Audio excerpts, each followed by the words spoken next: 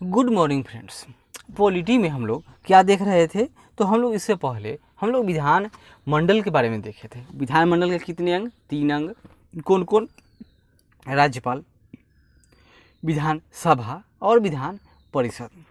तो हम लोगों ने राज्यपाल के बारे में सबसे पहले पढ़ा, उसके बाद विधान परिषद के बारे में पढ़ा, उसके सदस्यों की योग्यताएं, विधान परिषद का कार्य, उसकी क्षमताएं, उस कितने राज्यों में अभी प्रेजेंट में विधान परिषद कार्यरत है, आदि सब के बारे में जाना। अब हम लोग आगे आज पढ़ेंगे विधान सभा के बारे में, यानी विधानसभा के कार्य के बारे में देखेंगे। यह विधानसभा क्या होता है और विधानसभा के बारे में संपूर्ण जानकारी भी प्राप्त करेंगे। तो शुरू करते हैं। यह बीपीएससी या कोई भी स्टेट पीसीएस का एग्ज़ाम हो या कहीं का कोई एग्ज़ाम हो या पॉलिटी भी अगर आप पढ़ रहे हो तो उसके लिए आवश्यक है। तो भारतीय संविधान के अनुच्छेद 170 से संबंधित राज्य में एक विधानसभा होने का प्रावधान है, जिसके सदस्यों का निर्वाचन राज्य के प्रादेशिक निर्वाचन क्षेत्रों में प्रत्यक्ष मताधिकार द्वारा किया जाता है। यानी कि जो विधान परिषद था वो तो प्रत्यक्ष मताधिकार के द्वारा उसका चुनाव नहीं होता था, क्योंकि उसमें या तो कुछ लोग ही सेपरेट लोग ही आएंगे या अप्रत्यक्ष रूप से जैसे कि विधानसभा के सदस्य चुन देंगे, या जो जनप्रतिनिधि चुनते थे वो भी अप्रत्यक्ष, क्योंकि उनको भी तो कोई चुना हुआ है, या राज्यपाल मनोनीत करते थे। लेकिन यहाँ पर जो विधानसभा है इनका चुनाव उसी तरह होता है जिस तरह लोकसभा के सदस्यों का चुनाव होता है, यानी कि डायरेक्ट आम जनता बैलेट का इस्तेमाल करके या तो वोटर मशीन का इस्तेमाल करके उनका चुनाव करती है। और यह दिया कहाँ हुआ है संविधान के? तो संविधान के आर्टिकल 170 में है विधान सभा के बारे में। विधान परिषद 169, विधानमंडल 168।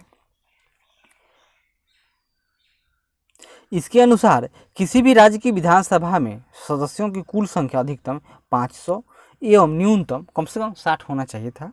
लेकिन कश्मीर, यहाँ देखिए, लेकिन भारत में सिक्किम, गोवा, अरुणाचल प्रदेश, मिजोरम विधानसभा के जो सदस्य वाले राज्य हैं इसके अपवाद हैं, क्योंकि यहाँ पर 60 से कम, जैसे सिक्किम में मात्र 32 है, गोवा में 40 है, अरुणाचल प्रदेश में भी 40 है और मिजोरम में भी 40 है। यानी कि सबसे छोटा भारत में अगर कोई राज्य है जहाँ पर सबसे कम विधानसभा का सीट है तो कौन है? सिक्किम है। और सबसे छोटा राज्य क्षेत्रफल की दृष्टि से तो वह गोवा है। आगे देखते हैं जो इसके अपवाद हैं। राज्य के विधानसभा निर्वाचन क्षेत्र का निर्धारण परिसीमन आयोग के द्वारा किया जाता है।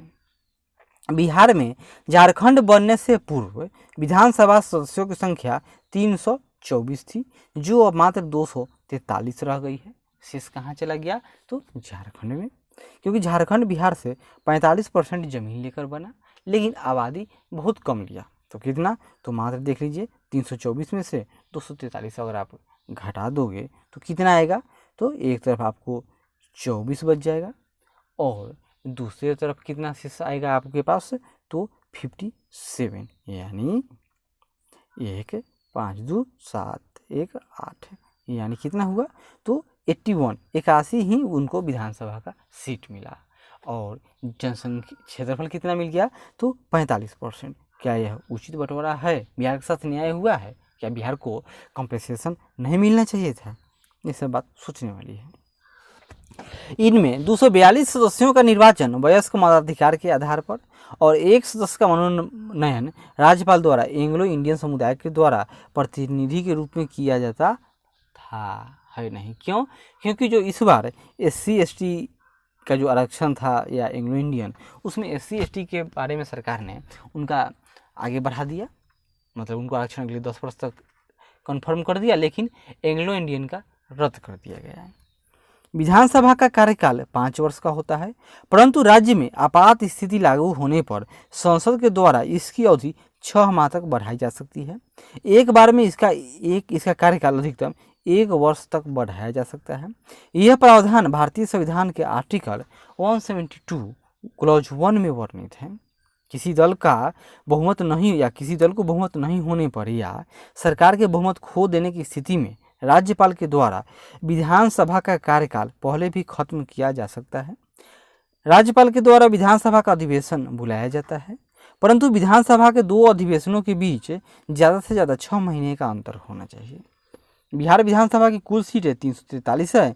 इसमें 38 सीटें अनुसूचित जाति यानी SC और ST कहाँ चला गया, झारखंड में। लेकिन ST के लिए कितने सीटें आरक्षित हैं, तो मात्र 2 सीटें आरक्षित हैं। विधानसभा सदस्य बनने की योग्यताएं क्या क्या है देख लीजिए। इससे पहले हम लोग विधान परिषद की योग्यताएं देखे थे। तो विधानसभा का अगर किसी को सदस्य बनना है तो उसको भारत का नागरिक होना होगा एवं कम से कम उसका एज 25 वर्ष होना चाहिए। दूसरा, वह भारत सरकार या किसी राज्य के अधीन लाभ के पद पर न हो। और तीसरा यह देख लीजिए, दिवालिया या पागल न हो तो वह विधानसभा का सदस्य बनने की योग्यता रखता है। इसका मतलब यह नहीं कि वह विधानसभा का सदस्य ही हो जाएगा। इसका मतलब यह हुआ कि जब विधानसभा के सदस्यों का जब इलेक्शन होगा तो उसमें वह नामांकन दाखिल करेगा और नामांकन में उसमें कागजात और सही पाए जाएंगे तो वो वोट में खड़ा होगा। अगर वोट में जितने भी कैंडिडेट खड़ा हुई जो इलेक्शन लड़ते हैं उन लोगों से अगर इसको +1 यानी 1 सीट और अधिक आता है तो यह जीत जाएगा। बस, कोई ज़रूरी नहीं है कि इसको वोट कुल मत प्राप्त से 50% अधिक होना चाहिए। सॉरी, कुल जितने मत है उसमें 50% +1 हो, ऐसी कोई बाध्यता भारत में नहीं है। भारत में है कि जो सब खड़ा हो गए। और कल्पना कीजिए कोई एक दिन ऐसा आ जाए जिस दिन सारे के सारे जितने भी वोटर हैं सब खड़ा हो जाएं, तब कौन जीतेगा? तो वही जीतेगा जिस दिन उसको 2 वोट आएगा, यानी उसको मात्र 1 वोट की आवश्यकता होगी। क्यों? क्योंकि 1 वोट तो वो खुद अपना दे देगा। मतलब क्या लोकतंत्र हुआ? लोकतंत्र भी अल्पतंत्र है, लेकिन इसमें यह है कि आप वोट लड़िए और जिसको अधिक वोट आएगा वह जीत जाएगा। क्लियर है? आगे देखते हैं। विधानसभा अध्यक्ष एवं उपाध्यक्ष, जिस तरह लोकसभा में अध्यक्ष एवं उपाध्यक्ष का चुनाव होता है इसी तरह राज्य की विधानसभा से भी होगा। देखते हैं यहाँ पर भारतीय संविधान के अनुच्छेद 178। तो विधानसभा में अध्यक्ष एवं उपाध्यक्ष होगा। ये कहाँ देखिए, भारतीय संविधान के अनुच्छेद 178 178 में क्या है के अनुसार प्रत्येक राज्य की विधानसभा के लिए एक अध्यक्ष एवं एक उपाध्यक्ष का पद निर्धारित है। इसका चुनाव संबंधित विधानसभा के सदस्यों के द्वारा किया जाता है।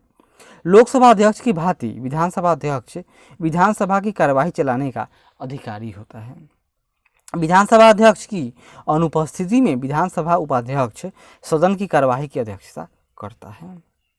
लेकिन क्वेश्चन आता है कि क्या विधानसभा के अध्यक्ष के अधीन ही विधानसभा का उपाध्यक्ष या लोकसभा के अधीन अध्यक्ष के अधीन ही लोकसभा का उपाध्यक्ष होता है? तो नहीं, दोनों स्वतंत्र होते हैं। विधानसभा अध्यक्ष एवं उपाध्यक्ष को कम से कम 14 दिन पूर्व सूचना से विधानसभा में लाए गए अविश्वास प्रस्ताव के द्वारा हटाया जा सकता है। अगर ये दोनों शिक्षा से कैसे हटेंगे? ये दोनों एक दूसरे को ही अपना त्याग पत्र दे देंगे और वो पद मुक्त हो जाएंगे।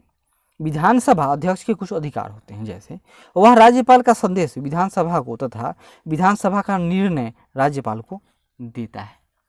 दूसरा, किसी विधेयक में अगर पक्ष और विपक्ष का मत बराबर न हो तो अध्यक्ष मत विभाजन में भाग नहीं लेता है। लेकिन यानी कि बहुत का अंतर हो, पहले ही अपने में ही फरिया गया, नियंत्रित हो गया सत्ता पक्ष और विपक्ष में, तो कोई टेंशन नहीं है। लेकिन अगर मैच टाई हो जाता है, यानी दोनों से बराबर बराबर दोनों तरफ वोट पड़ जाए 50-50, तब क्या होगा? जो विधानसभा का अध्यक्ष होगा वही निर्णायक मत देगा। कोई विधेयक दोनों सदन में पास हो जाने के बाद विधानसभा अध्यक्ष उस विधेयक पर अपने हस्ताक्षर करता है। विधानसभा अध्यक्ष किसी भी दल के प्रति निष्पक्ष होता है, वह कोई खास पार्टी का नहीं माना जाएगा, वह न्यूट्रल उसको माना जाता है। विधानसभा सदस्यों का अधिकार है, जो विधानसभा के सदस्य हैं इनके भी कुछ अधिकार होंगे, तो देखते हैं। विधानसभा के सदस्य विधानसभा का अनुच्छेद संविधान ही, तो भारत के जो संविधान है इसका आर्टिकल नंबर 194 यानी 194 के अनुसार किसी विधानसभा सदस्य यानी विधायक को सदन में अपनी बात अध्यक्ष की पूर्व अनुमति से रखने का अधिकार है। यानी अध्यक्ष पहले कहेंगे तब ही वो बोलेगा, और कह देंगे ना बोलो तो नहीं बोलना है।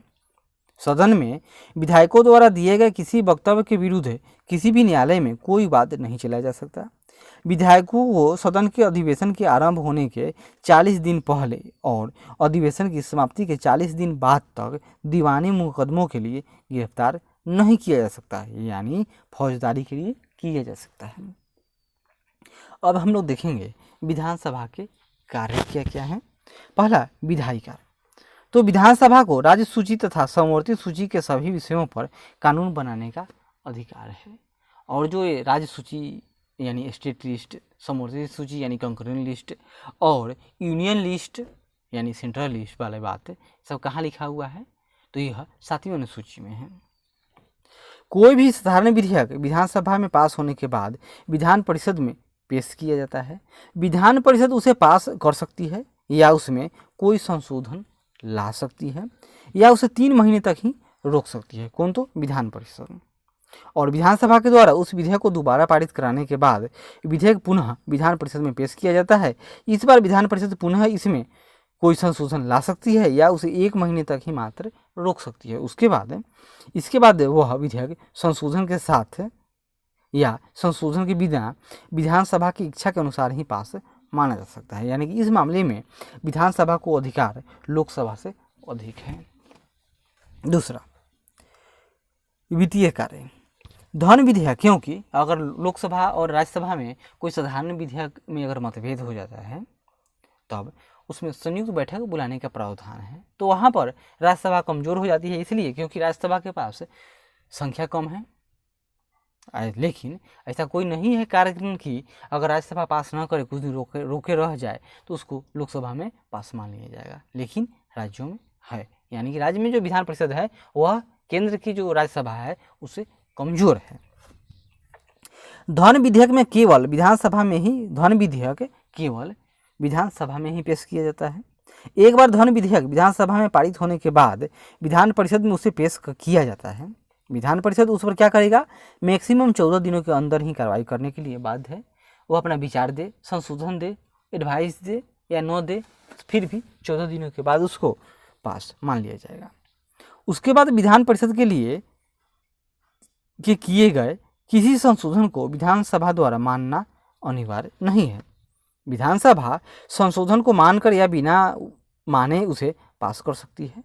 इसके बाद यह राज्यपाल की स्वीकृति के लिए भेजा जाता है और राज्यपाल को धन विधेयक पर अपनी स्वीकृति देनी पड़ती है। क्यों? क्योंकि जो धन विधेयक होगा वो पहले ही राज्यपाल की अनुमति से ही विधानसभा में पेश की जाती है।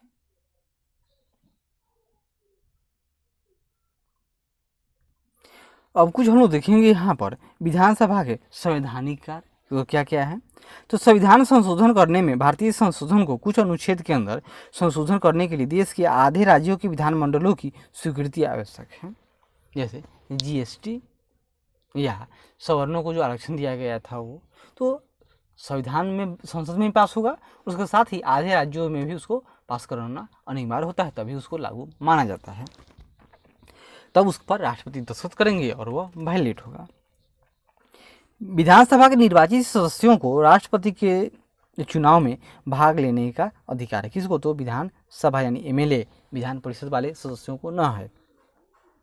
यह अधिकार विधान परिषद के सदस्यों को प्राप्त नहीं है। विधानसभा के सदस्य विधान परिषद के 1/3 सदस्यों को चुनते हैं। राज्यसभा में राज्य के प्रतिनिधियों के चुनाव में विधानसभा के सदस्य ही भाग लेते हैं। विधानसभा का मंत्रिपरिषद पर पूर्ण नियंत्रण होता है। राज्य की मंत्रिपरिषद विधानसभा के लिए उत्तरदायी होती है। राज्य मंत्रिपरिषद के विरुद्ध विधानसभा में ही अविश्वास प्रस्ताव लाया जा सकता है। विधानसभा सदस्यों के 2/3 बहुमत से उस राज्य में विधान परिषद की स्थापना या स्थापित विधान परिषद की समाप्ति के लिए प्रस्ताव पास करके भारतीय संसद को उस पर विचार करने के लिए भेजा जा सकता है। जैसे कि आंध्र प्रदेश में हुआ है खत्म करने के लिए। वहीं उड़ीसा और राजस्थान में क्या हुआ था कि विधान परिषद की मांग के लिए वहां पर विचार करने के लिए प्रतिवेदन भेजा गया था।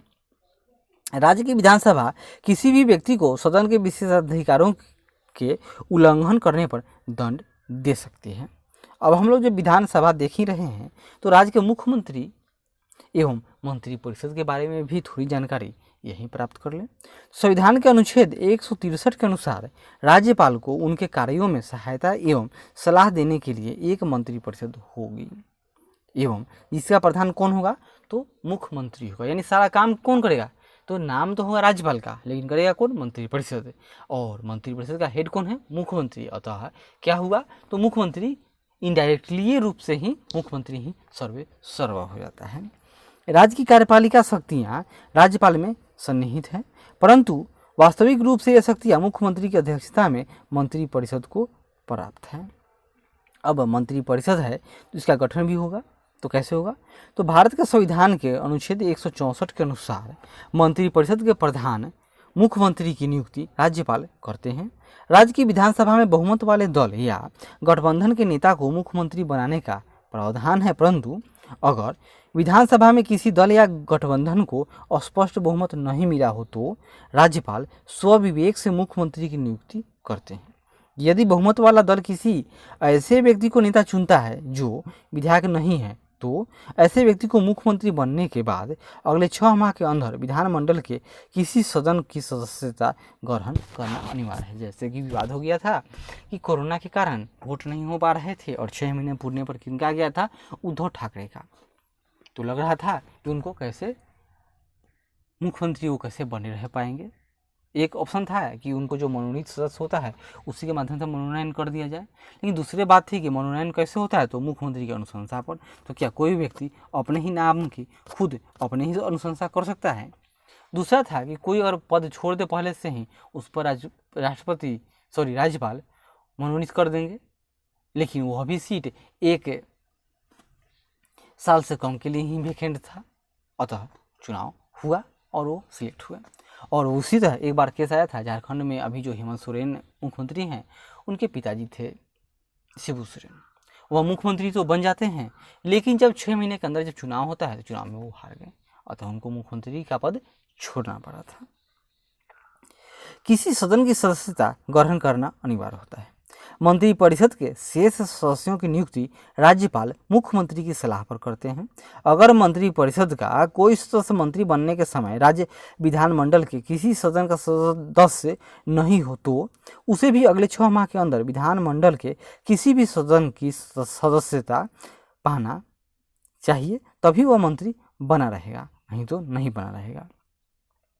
संविधान संशोधन अधिनियम जो 91 हुआ था 2003 में, उसमें राज्य में मंत्रियों की कुल संख्या जो मुख्यमंत्री सहित हो वह विधान परिषद नहीं जोड़ना है हमको, या केंद्र में लोकसभा के सदस्यों की कुल संख्या के 15% से ज़्यादा नहीं होगा। मैक्सिमम 15%, जिसमें मुख्यमंत्री शामिल होंगे। और इसकी न्यूनतम संख्या 12, यानी दिल्ली में कितना होगा विधान मंत्री? तो मुख्यमंत्री प्लस 11, एक मुख्यमंत्री और 11 मंत्री, यानी कुल 12 सदस्य संख्या होगी। और मंत्रिपरिषद सामूहिक रूप से राज्य के विधान सभा के प्रति और व्यक्तिगत रूप से राज्यपाल, इसी तरह केंद्र में व्यक्तिगत रूप से कोई मंत्री राष्ट्रपति के प्रति और सामूहिक रूप से लोकसभा के प्रति उत्तरदायी होता है। और मंत्रियों का मासिक वेतन एवं भत्ता समय समय पर विधानमंडल के द्वारा निर्धारित किया जाता है, लेकिन यह घटाया नहीं जाएगा, हमेशा बढ़ेगा। लेकिन दूसरी बात है कि वे स्वेच्छा से अपना वेतन खुद घटा लें। से पूर्व राज्यपाल के प्रमुख पद एवं गोपनीयता की शपथ ली जाती है, यानी जो सभी मंत्री होंगे वह पदभार ग्रहण करने से पहले उनको राज्यपाल क्या दिलाएंगे? तो पद एवं गोपनीयता का शपथ दिलाएंगे। हम लोगों ने मंत्रिपरिषद का कार्य और जो गठन देख लिए। अब हम लोग मंत्रिपरिषद के कुछ कार्य देख लेते हैं। जैसे राज्य मंत्रिपरिषद संघ की मंत्रिपरिषद की तरह विभिन्न प्रकार के प्रशासनिक, विधायी एवं वित्तीय कार्यों का संपादन करती है।